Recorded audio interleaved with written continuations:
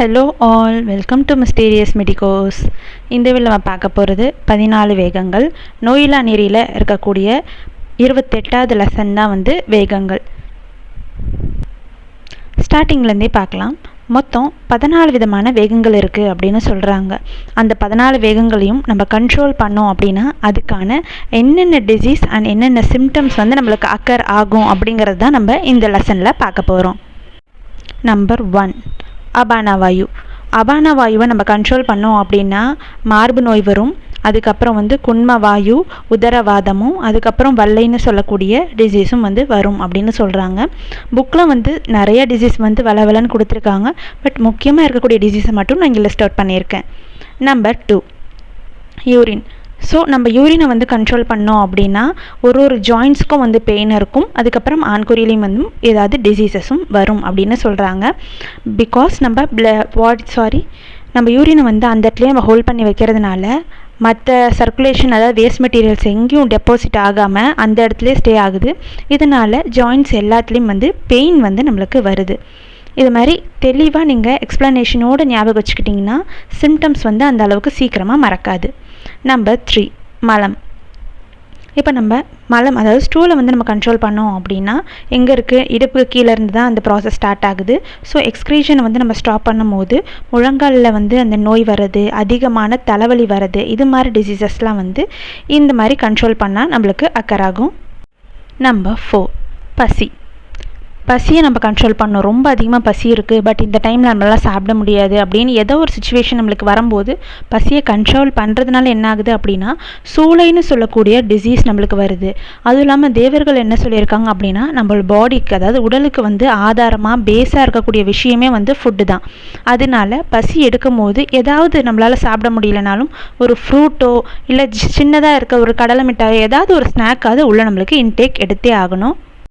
Number 5, தாகம். ரொம்ப தாகமாக இருக்குது, நம்மளால் தண்ணி குடிக்க முடியல அப்படின்னா தாகத்தை கண்ட்ரோல் பண்ணாலும், இல்லை சில பேர் தண்ணி அங்கே போய் எடுக்கணும் அப்படின்னு சோம்பேறித்தனமாக நம்ம தண்ணி ப்ராப்பராக குடிக்காமல் விட்டாலும் என்ன ஆகும் அப்படின்னு பார்த்தீங்கன்னா காது டிசீஸ், அதாவது காது கேட்குற அந்த இயரிங் எபிலிட்டி ரெடியூஸ் ஆயிரும். பை த சேம் டைம் கார்டியாக்கில் ஏதாவது இஷ்யூஸ் வரும் அப்படிங்கிறதும் மென்ஷன் பண்ணியிருக்காங்க. நம்பர் 6, தும்பலை நம்ம கண்ட்ரோல் பண்ணோம் அப்படின்னா அது ரொம்ப ஃபோர்ஸ்ஃபுல்லாக வருது. அந்த ஒரு ஃப்ராக்ஷன் ஆஃப் செகண்ட் நம்ம ஹார்ட்டே நின்றுட்டு திரும்பி பம்ப் ஆகுது அப்படின்னு சொல்லுவோம் இல்லையா. அதனால் 5 விதமான பொறிகள் தெரிச்சு போயிடும், பக்கவாதமும் அக்கர் ஆகும் அப்படின்னு சொல்கிறாங்க. அதனால் நீங்கள் பப்ளிக் பிளேஸ்லேயோ இல்லை வேறு ஏதாவது ஒரு பிளேஸ்லேயோ நீங்கள் ஸ்னீஸ் பண்ணுறதோ இல்லை வேறு ஏதாவது இரும்பலோ ஏதாவது கண்ட்ரோல் பண்ணணும் தயவு செஞ்சு நினைக்காதீங்க. முடிஞ்ச அளவுக்கு அதை நீங்கள் எப்படியாவது நீங்கள் வெளியேற்றிடுங்க.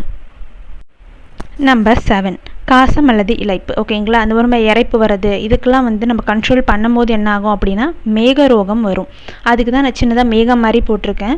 இது மாதிரி குட்டி குட்டி டயக்ராம்ஸ் இல்லைனா அது கோரிலேட் பண்ணுற மாதிரி ஒரு சின்ன வேர்டிங்ஸ் அது மாதிரி கொடுத்துருந்தீங்கன்னா சிம்டம்ஸ் அந்த அளவுக்கு சீக்கிரமாக மறக்கவும் செய்யாது. பை த சேம் டைம் எனக்கு எக்ஸாம் பாயிண்ட் ஆஃப் வியூலும் ஞாபகம் வச்சுக்கிறதுக்கு ரொம்ப ஈஸியாக இருக்கும். நம்பர் 8, வாந்தி. வாமிட்டிங் வரும்போது நிறைய பேர் வாமிட்டிங் எடுத்துடணும்னு சொல்லுவாங்க, சில பேர் வாமிட் எடுக்கக்கூடாதுன்னு சொல்லுவாங்க. பட் ரியாலிட்டி என்ன அப்படின்னு பார்த்தோன்னா நம்மளுக்கு வாமிட்டிங் சென்சேஷன் வருது அப்படின்னா எடுத்தே ஆகணும் அப்படின்னு தோணும் போது நீங்கள் வாமிட்டிங் எடுத்துருங்க. பிகாஸ் நம்ம பாடிக்கு எது நல்லது எது அக்செப்ட் ஆகும் ஆகாதுங்கிறது தெரியும். அதனால் வாமிட்டிங் சென்சேஷன் வந்துச்சு அப்படின்னா நம்ம வாமிட்டிங் எடுத்துடணும். இன்கேஸ் நம்ம கண்ட்ரோல் பண்ணும்போது என்ன ஆகும் அப்படின்னா நம்மளுக்கு அதாவது கடி டிசீஸ், அதாவது இச்சிங் ரிலேட்டடான டிசீசஸ் வரும். பாடியில் இருக்கிற அந்த டாக்ஸிக் விஷயங்கள் வெளியே போகாதனால அது ஸ்கின்ல ரியாக்ட் பண்ணும்.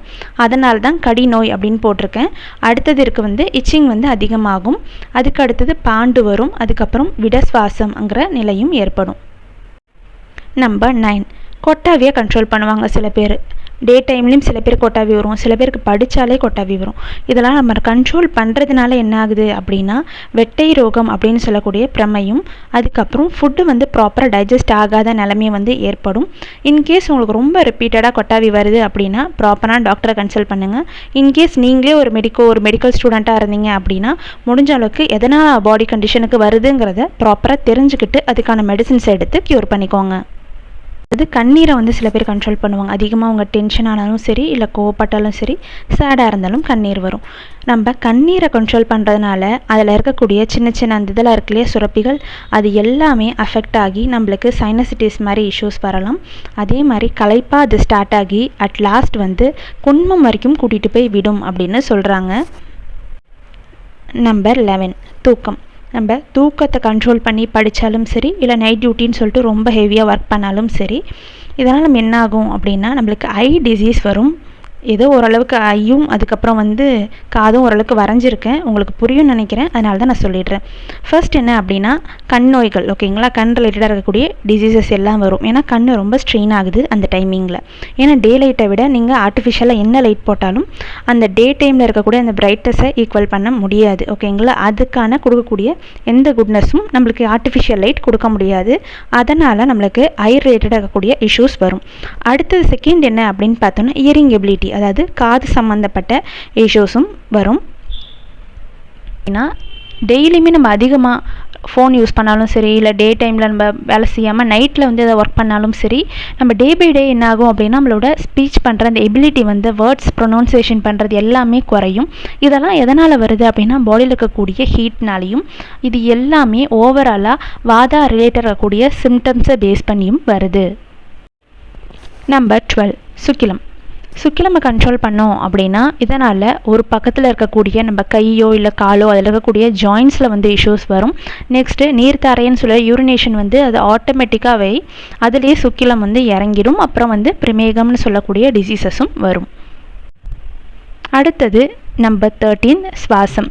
அதாவது ப்ரீத்தை வந்து நம்ம கண்ட்ரோல் பண்ணுவோம் இல்லையா, அது வந்து சுவாசம் நம்ம கண்ட்ரோல் பண்ணோம் அப்படின்னா நம்மளுக்கு டேஸ்ட் பண்ணக்கூடிய அந்த நாக்கோட ருசியின்மை வந்து குறைஞ்சிரும்.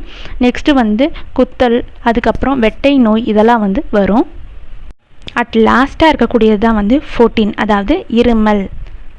இருமல் நம்ம கண்ட்ரோல் பண்ணுறோம் அப்படின்னா இதுதான் ரொம்ப சிவியராக என்ன ஆகும் அப்படின்னா மரணம் வரைக்கும் எடுத்துகிட்டு போகும். பிகாஸ் அந்த நேரம் நம்மளுக்கு கார்டியாக் இஷ்யூஸும் வரும் அப்படின்னு சொல்கிறாங்க. ஒரு முறை இருமல் இழக்கிறதான தானே பண்ண போகிறோம், இல்லை ஒரு முறை தானே 2 முறை தானே நினச்சி பண்ணாதீங்க. எந்த டைம்னாலும் பாடிக்கு வந்து அது முடிஞ்ச அளவுக்கு தான் அது அக்செப்ட் பண்ணும். முடியல அப்படின்னா பாடி வந்து ரியாக்ட் பண்ணிடும். அதனால் நம்ம இருமலை ரொம்ப நம்ம கண்ட்ரோல் பண்ணுறோம் அப்படிங்கும் போது என்ன ஆகுது அப்படின்னா கார்டியாக் இஷ்யூஸ் வருது. ஓவராலாக இவ்வளோ தான்.